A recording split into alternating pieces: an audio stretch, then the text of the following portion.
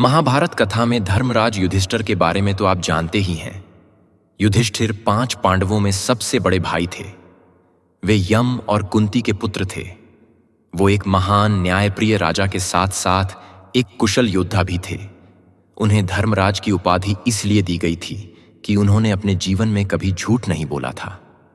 एक बार जब महाभारत के युद्ध में श्री कृष्ण जी ने युधिष्ठिर से कहा कि आज आपकी कड़ी परीक्षा है, आपने एक झूठ बोलना है कि आज के युद्ध में गुरु द्रोणाचार्य पुत्र अश्वत्थामा मारा गया, जिसके कारण गुरु द्रोणाचार्य अपने अस्त्र शस्त्र त्याग देंगे और तब हमारा कोई योद्धा उनका वध कर देगा।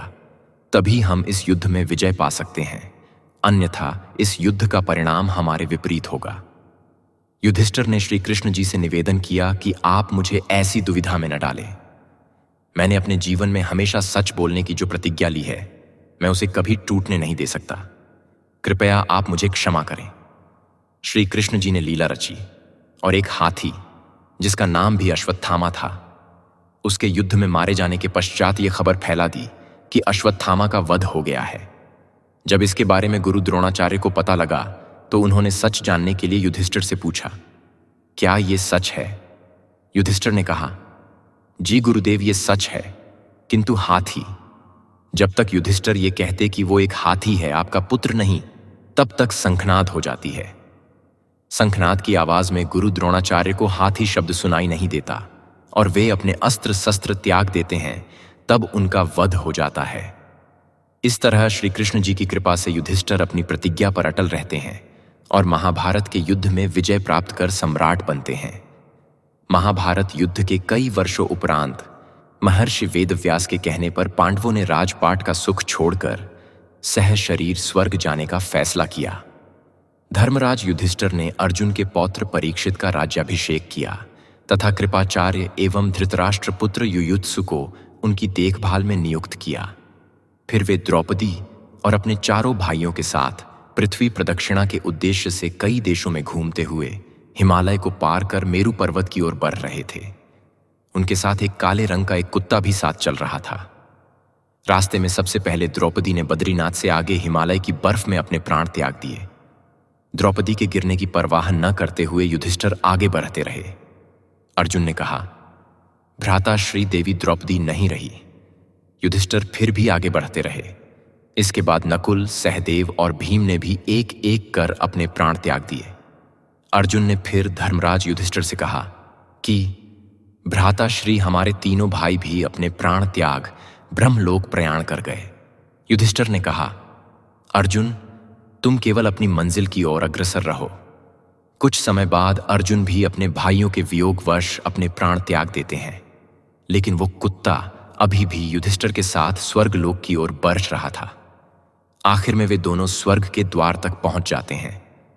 इतने में ही स्वयं देवराज इंद्र अपने दिव्य रथ को लेकर सारथी सहित उन्हें लेने के लिए आए और उनसे रथ पर सवार हो जाने के लिए कहते हैं। युधिष्ठिर ने कहा, इंद्रदेव, मेरा अपने भाइयों और देवी द्रौपदी के बिना इस रथ पर बैठना उचित नहीं होगा। मैंने मार्ग में ही उन्हें खो दिया। क्या आप उन्हें भी साथ ले जा सकते हैं? इंद्र ने युधिष्ठिर को विश्वास दिलाया कि वे पहले ही स्वर्गलोक जा चुके हैं, लेकिन बिना शरीर के। शरीर के साथ स्वर्गलोक जाने वाले आप पहले जीव आत्मा होंगे। युधिष्ठिर ने कहा, मैं अकेला नहीं हूं, मेरे साथ इस कुत्ते ने भी स्वर्गलोक के लिए यात्रा की है। इंद्रराज बोले, धर्मराज, कुत्ता रखने वाले के लिए स्वर्ग में कोई स्थान नहीं है। इस कुत्ते ने ना तो कोई ऐसा पुण्य किया है और ना ही कोई ऐसे कर्म किए हैं जिसके कारण इसको स्वर्ग में स्थान मिले। अंतः आप इस कुत्ते को छोड़कर मेरे साथ चले। युधिष्ठिर ने कहा, इंद्रदेव, भक्त का त्याग करने से पाप होता है और संसार में वह पाप ब्रह्मा हत्या के समान होता है।